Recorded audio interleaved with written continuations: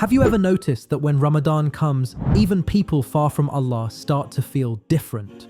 Muslims suddenly find their desire to change or acting on good deeds becomes much easier. But here's what most people don't understand. That feeling is not random. Islam explains exactly why this happens. The Prophet Muhammad, peace be upon him, once saw a woman desperately searching through a crowd. She was panicking until she finally found her baby. She began nursing him immediately, but then the Prophet turned to his companions and said, "Do you think this mother would ever throw her child into fire?" They replied, "No, O Messenger of Allah, never." He reveals, Allah is more merciful to his servants than this mother is to her child.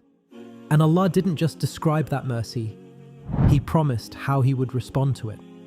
Allah says, "Whoever comes to me walking, I come to him running." Meaning the moment you take even a small step, Allah rushes toward you with mercy. So imagine what happens in the 1 month Allah personally set aside for forgiveness. And this is only one of the reasons Ramadan feels different. Because Allah treats you in a way He doesn't treat you the rest of the year. And once you understand how, you'll never experience Ramadan the same again. Allah claims fasting is an act for Himself. He rewards it in a way no human scale can measure because Allah sees a choice you made that no one else ever will. Imagine this. You're alone in a room, a plate of food in front of you with water beside it. The clock is ticking. No one is watching. No one would know and no one would stop you. You could end your hunger instantly, but you don't. You do it for Allah alone. And that's why Allah says, "Every good deed of Adam's son is for him except fasting. It is for me, and I shall reward the fasting person for it." Allah did not say this about prayer, charity, or Hajj. That's why Imam al-Qurtubi said, fasting is known only to Allah because it is an inner action. And Ibn Rajab explained, fasting has no share of showing off. That means every second you resist desire, you are gaining mountains worth of blessings. As a result, Allah tells us in the Quran, indeed, the patient will be rewarded without measure. But Ramadan doesn't stop there. Because when this month begins, the world itself changes. Muhammad, peace be upon him, explained why temptation feels so constant the rest of the year. He said, Shaitan flows through the son of Adam like blood, meaning temptation is constant and relentless. But then the Prophet said, when Ramadan begins, the gates of paradise are opened, the gates of hellfire are closed, and the devils are chained. Think about what that means. The entire spiritual environment of the world shifts. The obstacles that usually keep you from Allah are temporarily removed. So even if you didn't plan to change, Ramadan still reaches for you. And that's because this month wasn't sent randomly. Allah says, the month of Ramadan in which was revealed the Quran, a guidance for mankind and clear proofs of guidance and criterion.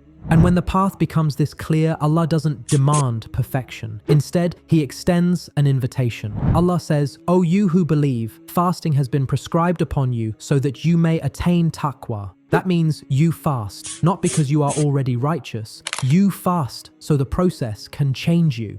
And our Prophet explained exactly what happens to the one who accepts Allah's invitation.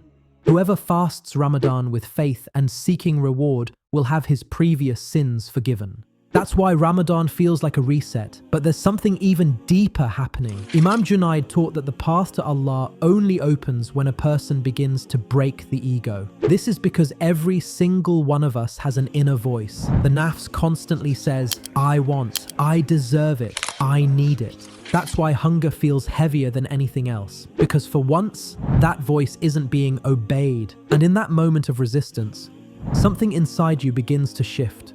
For most of the year, we obey it without thinking. We eat when we want, delay prayer when we want, and follow desire without even noticing. But in fasting, you pause, and that small pause cracks something open in the heart.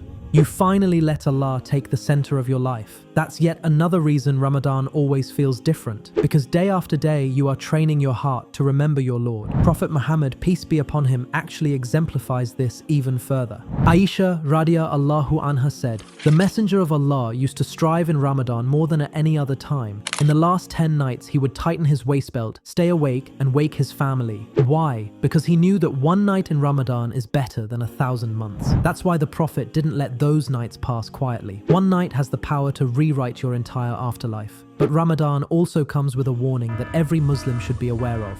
The Prophet said, "May he be humiliated who reaches Ramadan and is not forgiven.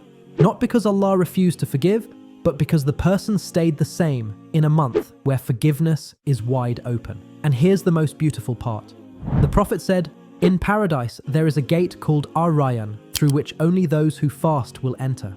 The gate of Ar-Rayyan is one of the gates of Jannah. Its name comes from Ray, meaning quenched, fully satisfied, no more thirst. And that matters, because every fast was a choice, and Ar-Rayyan is the reward of those choices."